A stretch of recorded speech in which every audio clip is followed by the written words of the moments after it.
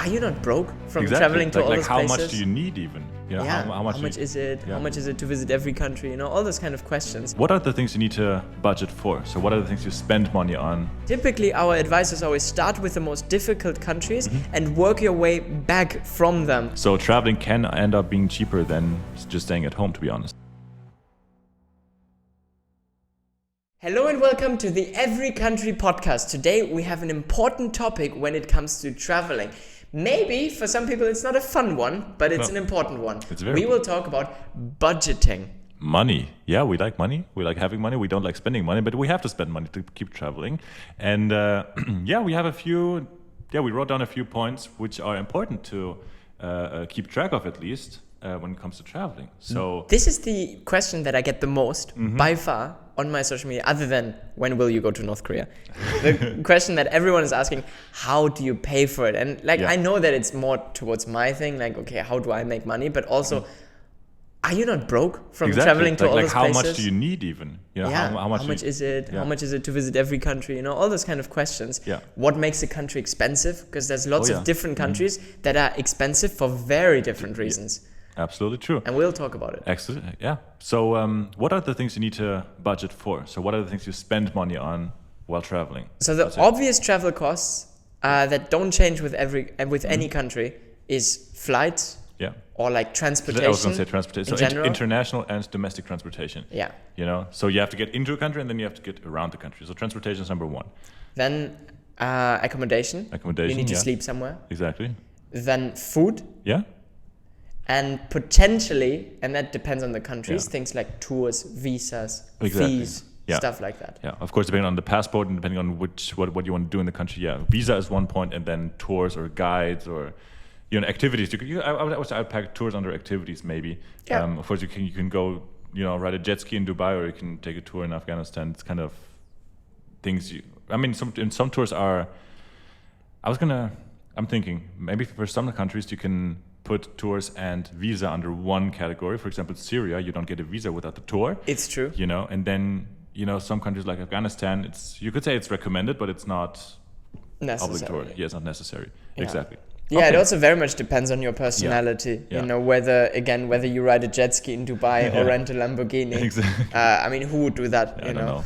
No. Okay, so let's tick them off one by one. Maybe how you can. How much are you going to spend maybe in different countries, and how can you save on them? Because, for example, let's start with visas. I think it's the most straightforward. Visas, you can't really change the price. Exactly. Only if it's like a visa included tour, then you can maybe negotiate or something. But if the visa is $100, you have to pay $100 for the visa. Just as a quick run through, what are the countries where you need a tour or need a visa that is very expensive? Congo is very expensive. Yeah. You pay 300 euros or something for the visa, or 400 euros. However, you can actually get it on arrival if you do a gorilla tour, which itself is pretty pricey. But then you get the visa for 100 euros if you come from Kamembe in Rwanda. Okay, we actually organize it in our every country tour. So if you're interested, let us know. Right. Congo is probably the most important one, though. I think so. The most expensive one in general. The single, the biggest price tag for one visa. For one visa. Exactly. Then Nigeria comes to mind. Yes. You can get it on arrival, but it's quite pricey. It's $375, $400 more or less. Yeah.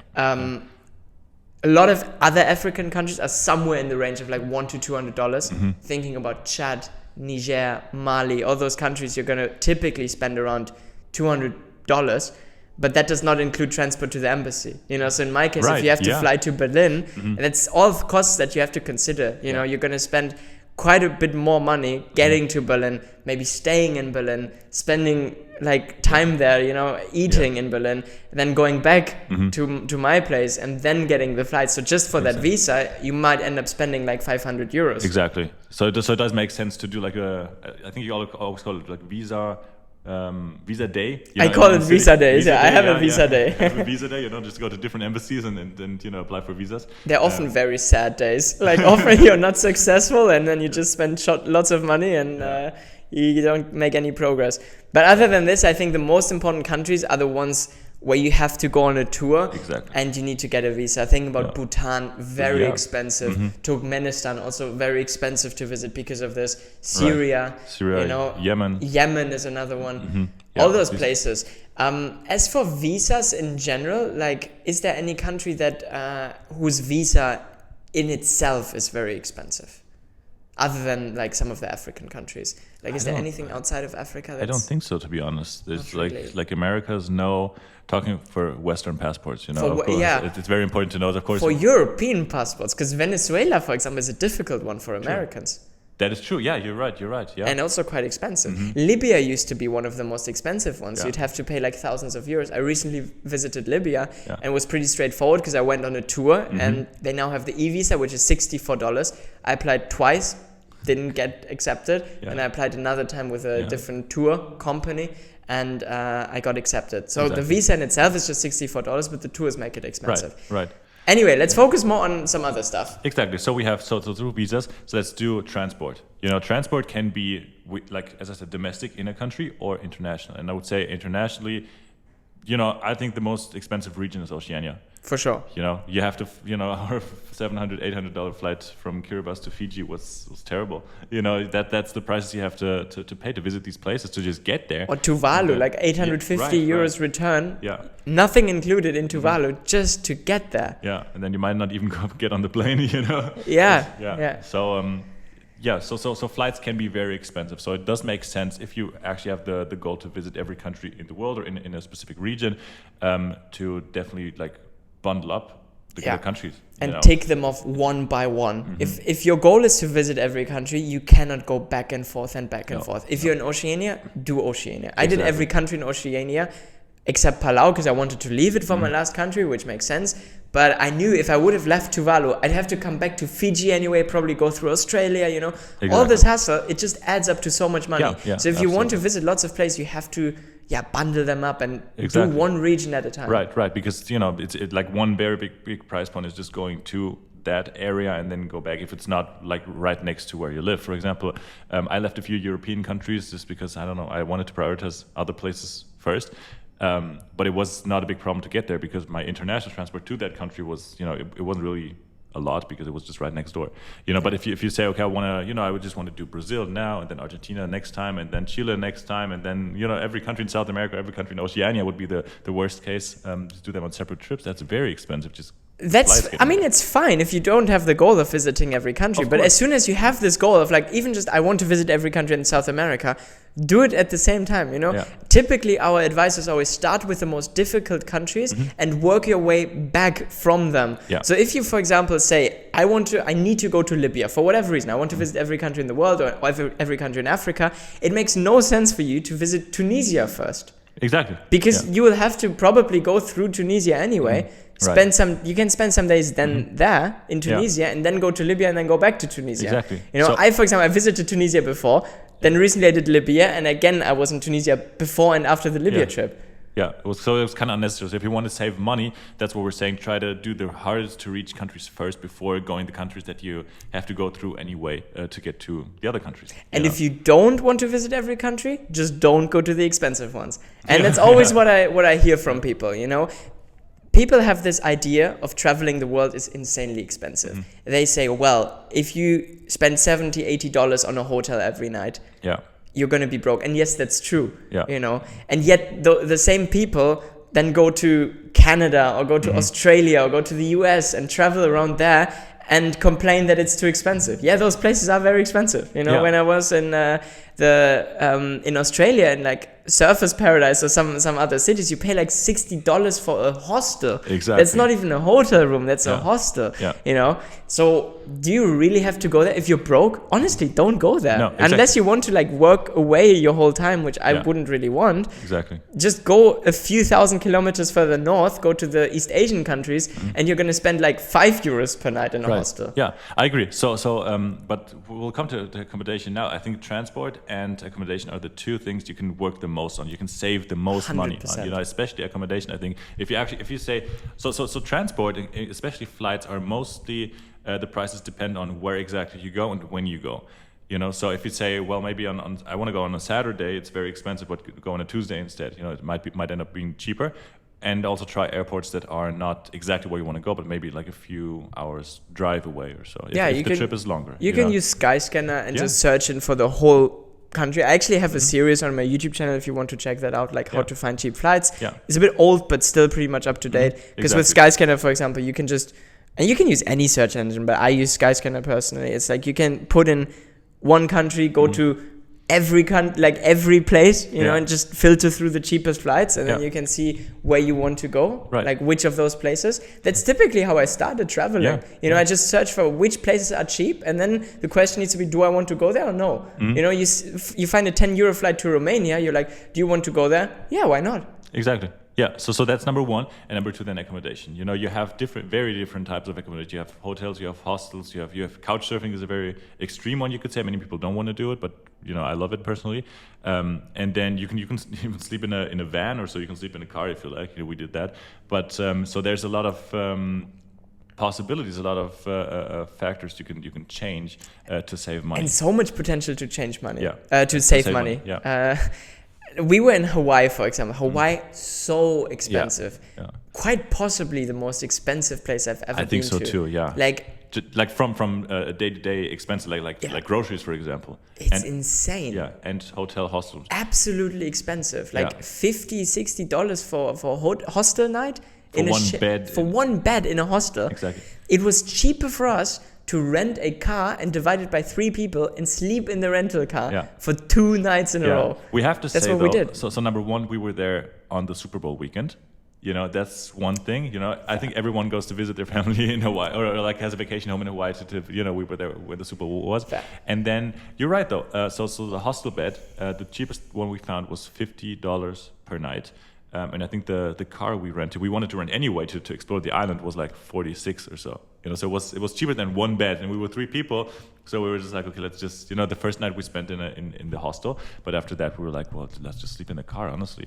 You know, because it's just like cheaper for the 3 of us. It was like so $15 per night or per day. You know, we have to spend anyway, and then, you know, just save the $150 and we can spend on activities or so. In general, it's always a rule: the more you give up comfort, the cheaper your travels will be. Of course. Like if you want to explore the world and go to lots of different places, you have to give up comfort at some point. You cannot expect to sleep in a Hilton every night. It's just not feasible. Exactly. If you want to save money, go to a hostel.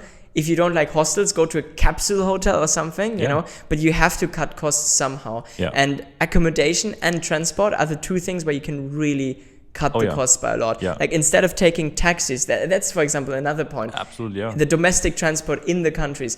Don't take a taxi from the airport. Always look for local transport. Buses especially. It doesn't matter whether if you do a vacation once per year, it probably won't have an effect. But if you want to live a digital nomad life and travel full time, and you do this 20, 30 times in a year, the money you will save is immense. Absolutely, yeah. I remember actually the place where we met in person for the first time in Santo Domingo was, you know, it would have been super easy to just take an Uber to the city, but instead we walked to, I don't know, whatever place, and then there was like this was it an officer? I don't know, just some guy on a motorcycle basically, and he was like, well, I can take you to the local bus station. So he took us to the local bus station. It took so much longer and was really uncomfortable, but it was fun, cheap. You know? We paid like $1 or $2. You know, we paid $1 per person on the bus.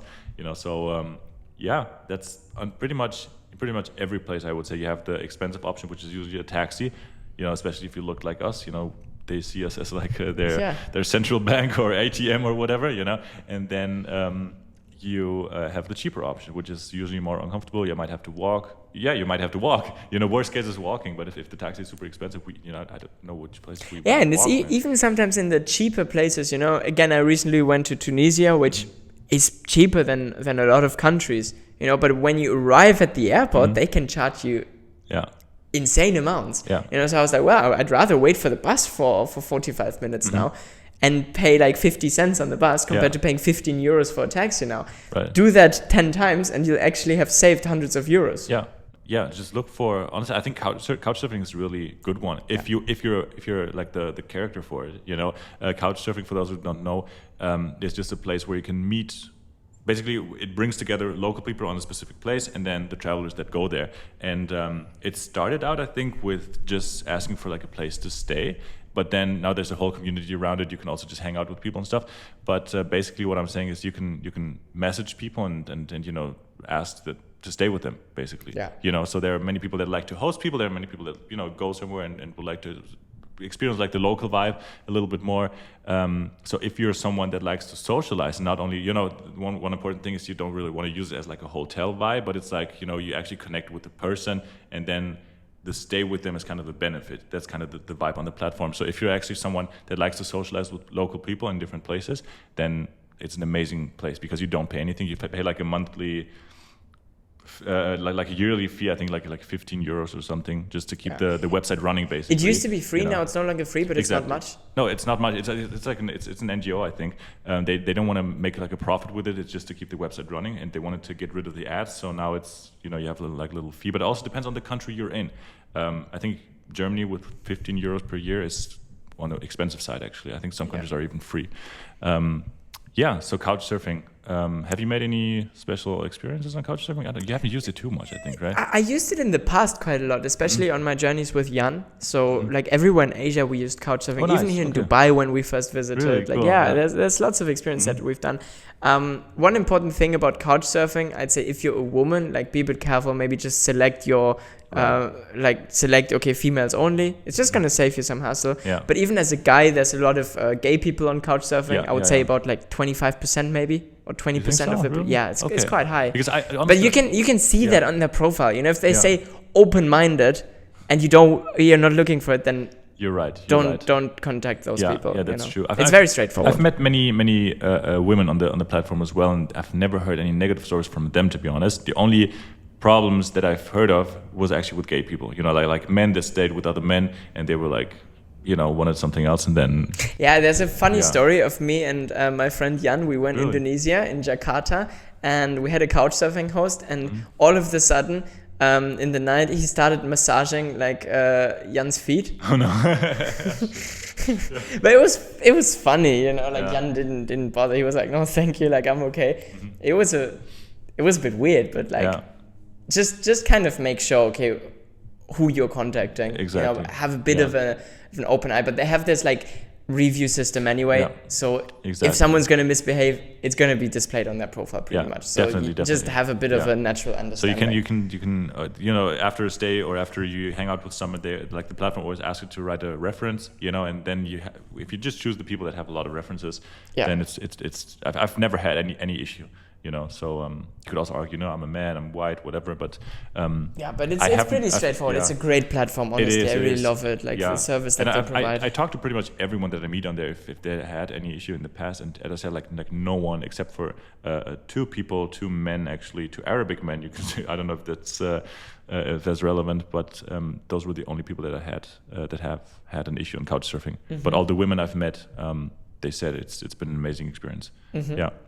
What about food? Let's talk about budgeting and food, because when you travel, sometimes you want to explore a bit more. You want to go to a restaurant, try the local food, maybe eat out fancy, especially if it's cheaper than in your country. Like, you know, if you're from the United States and you go to Asia, you're like, I can eat in a restaurant every day. Yeah, you know? exactly.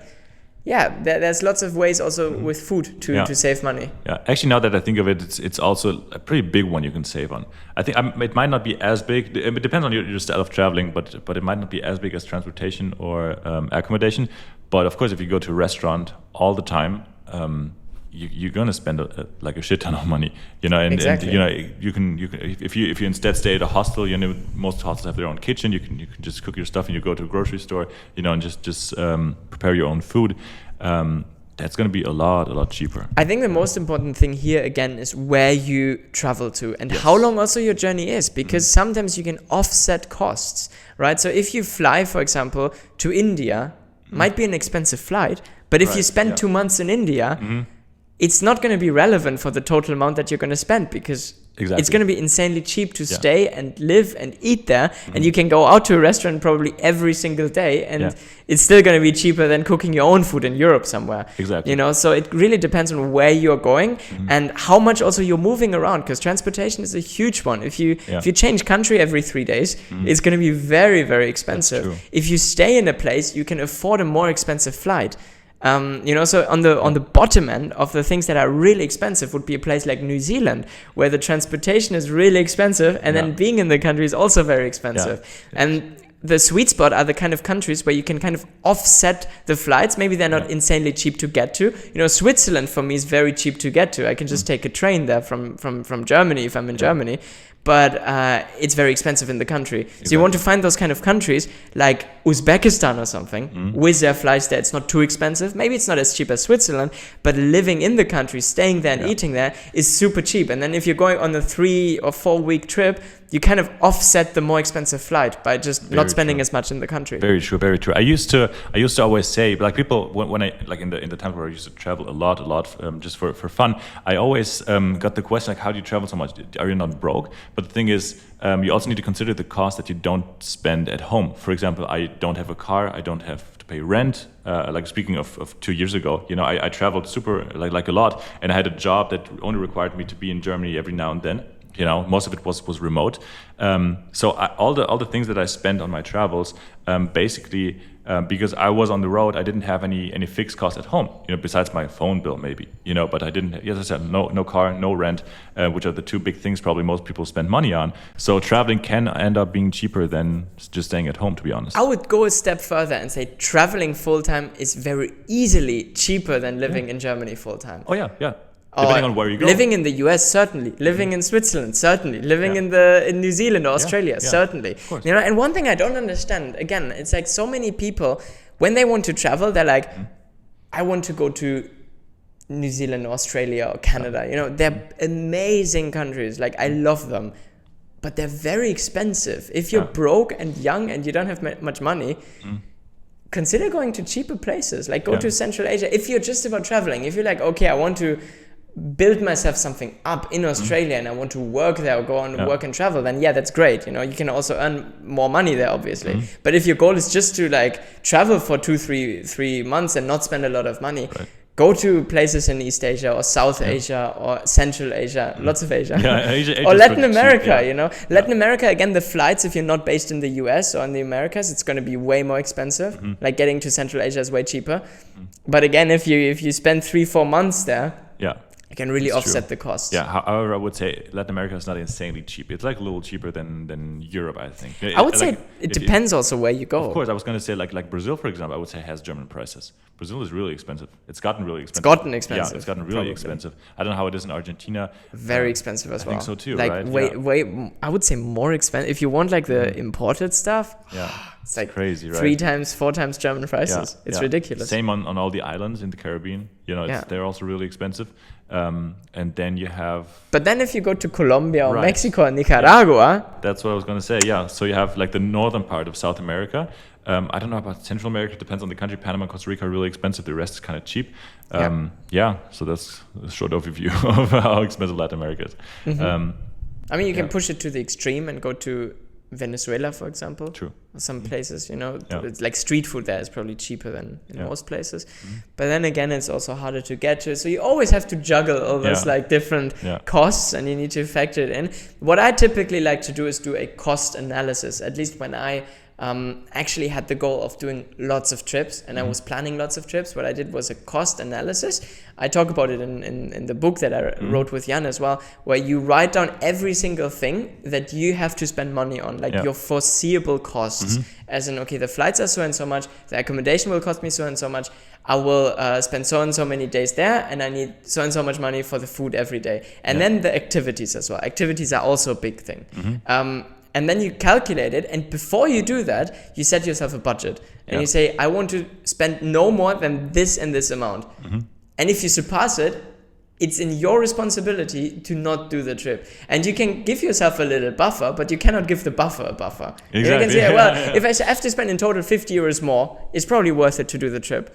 But don't give the buffer an extra buffer. You need to really cut a line then. And then if you really want to go on that trip, consider where can you save. Maybe you can get a cheaper accommodation option, or try to save money on somehow, or not do an activity. If the whole trip fails because of it, maybe just shorten it a bit or something, Exactly.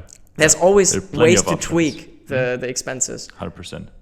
In the beginning, like now, at the moment, I typically don't do it, because it's just become so automated. You know, for me, when I land in a country, I would never go to a taxi and jump in. Exactly. For me, it's so automated to just spend To exactly take the like cheapest option. the cheapest option. Yeah. Literally. So, but if you're not that kind of person in the beginning, it's very, very helpful to do a cost analysis, and it's going to save you so much money. Oh yeah. Okay, so as a little summary, which of the regions are like really expensive? We would say North America, very expensive. Yes. Both flight-wise, if you're based in Europe, and living there as well. Well, flight-wise, I think it's very easily reachable. It's not too expensive to get to be honest. Honestly, like from Europe to, especially the East Coast, everything between Toronto and Miami is fair. very, very, very cheap to get to. Honestly, it's also like Fair. the cheapest long-haul flights you can get. That's true. But Yeah, Barcelona, New York is like it's sometimes really you can get it expensive. for under 100 euros. Yeah, still. it's really It's cheap. insane.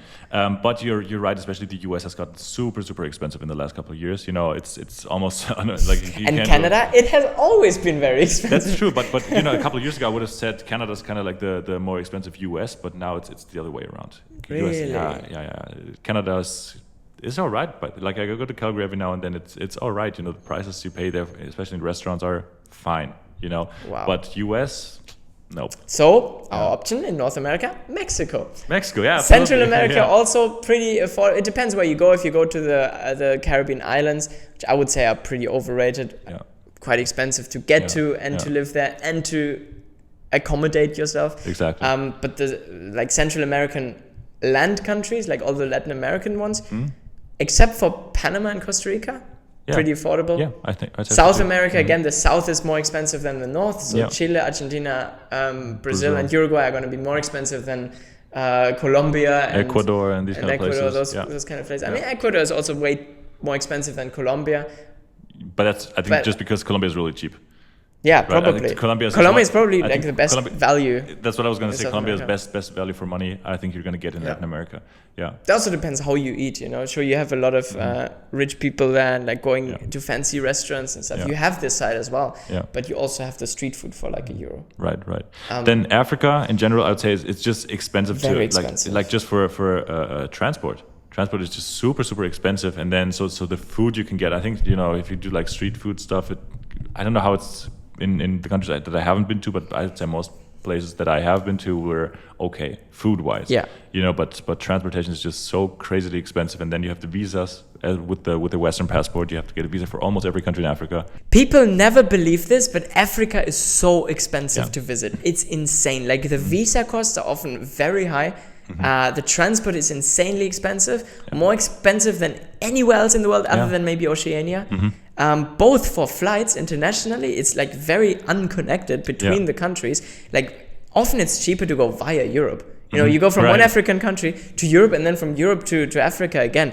It's insane. It's bollocks. Yeah. But it's so expensive. And even within the continent, even if you don't fly, local transport like the buses, very expensive. So your best options are minivans basically, you know, that leave from one city to the next. But it's very uncomfortable, and then on top of it, you have to factor in some money for corruption sometimes here and there. It's not an easy place to visit, and not a cheap place either. It's not. I would say like you're not going to necessarily spend way more than in other places, but because you have those minivans, but you know they're super uncomfortable, and you pay like a normal price. I would say. You know, probably traveling in Europe is cheaper. Also, accommodation in Africa is pretty expensive actually. True. Yeah, depends very where you go, expensive. but often you're paying for security as well, whether you like it or not. You know, you're paying for a hotel that needs to employ security guards.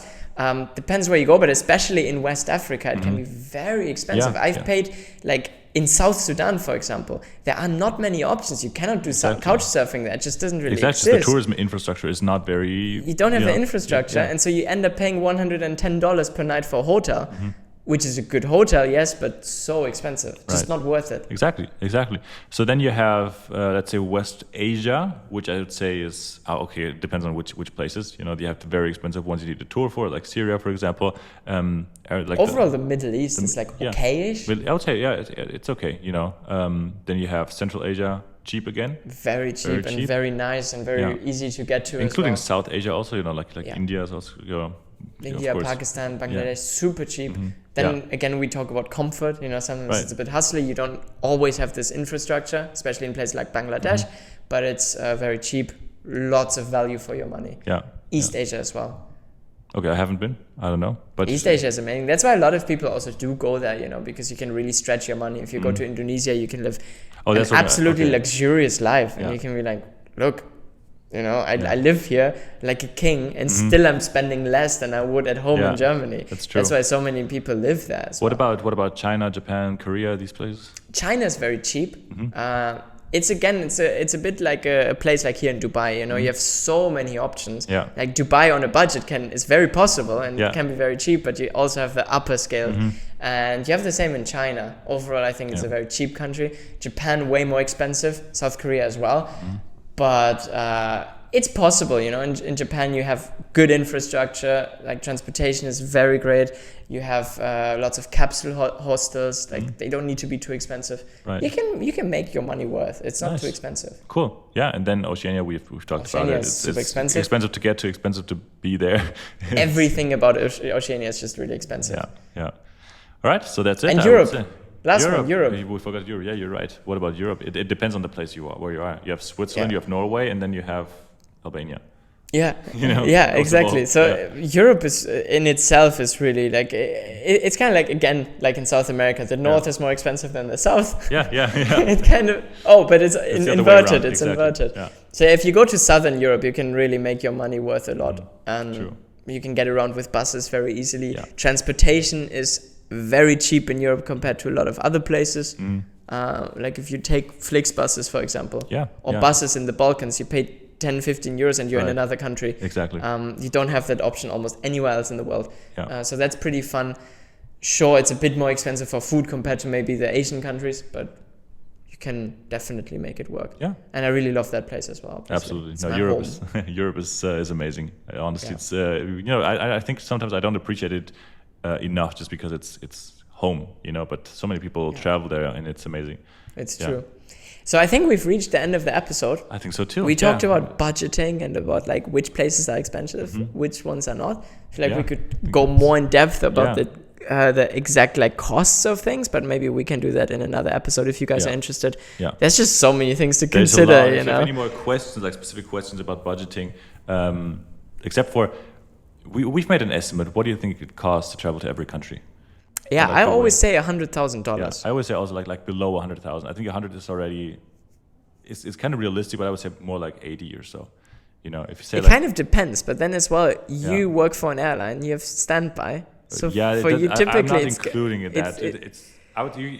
But yeah. You have places where just getting there is like so expensive. You know, like you compensate a lot, but. Especially Africa, I've noticed like there have been months where I spent like 4,000-5,000 euros on traveling just in Africa. Yeah.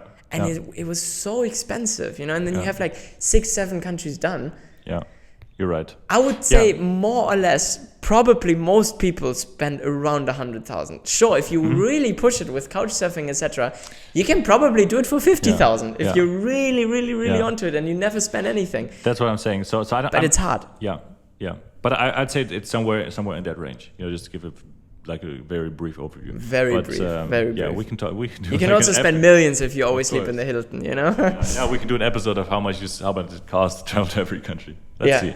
If any more questions about budgeting, money, whatever, let us know, and we'll see you next week. For sure. Thank you very much for listening, watching, and see you in the next episode. Bye bye.